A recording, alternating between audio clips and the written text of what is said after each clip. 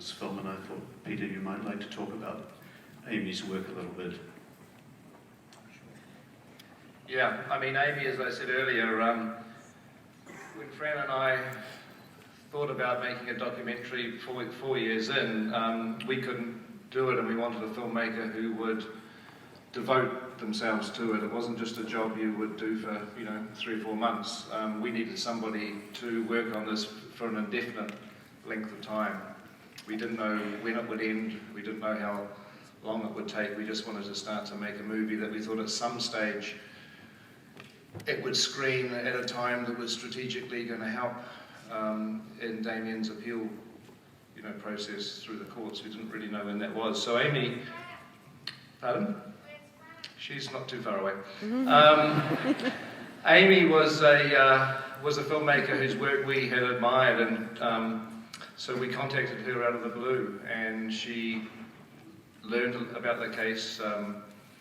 She came down to visit us, and then she launched herself into this, 110%. And as you have seen in the movie, I mean, Amy became as well educated about the facts of the case and the people as anybody was. She became very trusted in Damien's defence team, because obviously the lawyers had concerns about the filmmaker. And being involved so closely, and yet Amy retained her independence, and but also earned the trust of the lawyers involved. And she also, a lot of the investigative work that she did, because she is essentially an investigative journalist as much as a filmmaker, a lot of the work that she did was helpful to the defence, very helpful. She actually spoke to people who had refused to talk to lawyers and private eyes for years and years and years, and Amy convinced them to talk to her.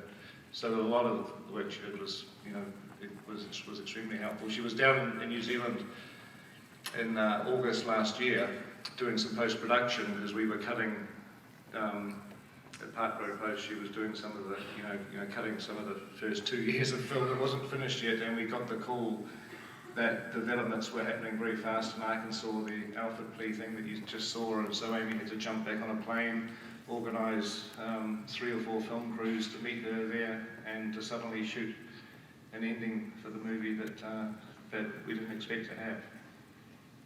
It's not the real ending yet, that's still ongoing. So I'd just like to say thank you to everybody for coming tonight. It means a lot to us that you're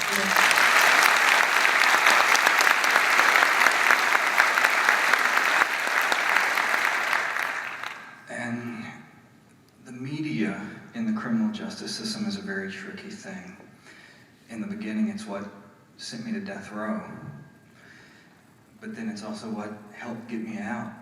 I try to explain to people now that having all the evidence in the world is only 50% of the fight. Unless you can get it out to the public, then you have so many corrupt politicians in the system that will just sweep it all under the rug to preserve what they've done, to save face, and to keep from having to admit they made a mistake. A lot of times now in the criminal justice system in the US, defendants are always told never ever talk to the media. And if you don't, then they're going to spin everything in the prosecutor's favor, because they're constantly talking to the media.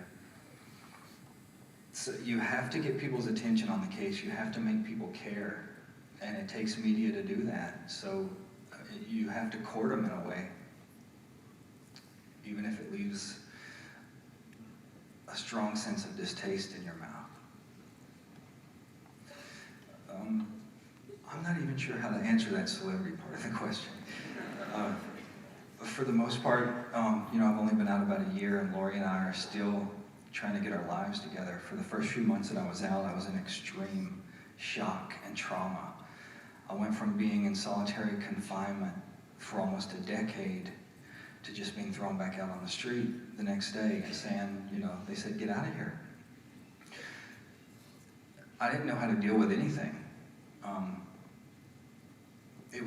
It was pretty horrific at first. We were happy to be out, but at the same time, it was trauma beyond anything I could ever articulate. So over the past year, we've just been slowly coming out of that, slowly coming back to ourselves and trying to get our feet beneath us. So the last thing we're really thinking about right now is celebrity or anything else in that vein. It's still right now a matter of just trying to survive on a daily basis.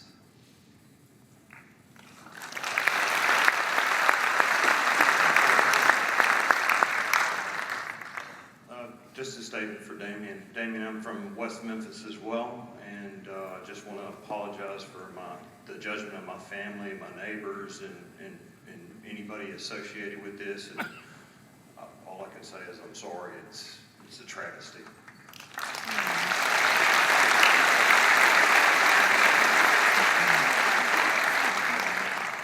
Unfortunately, down here we can't see upstairs, so is there a question over here? Yes. Yes. Please ask it.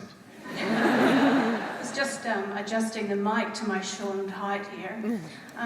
My question is kind of a little broad maybe, but I was wondering, Damien, how you feel now when you watch the documentaries, this one and the other two.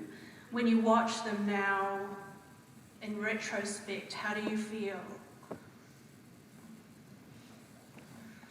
That's something Peter and I were actually talking about on the way to the last screening. He asked me, was I sick of seeing this yet? Was I sick of having to relive it?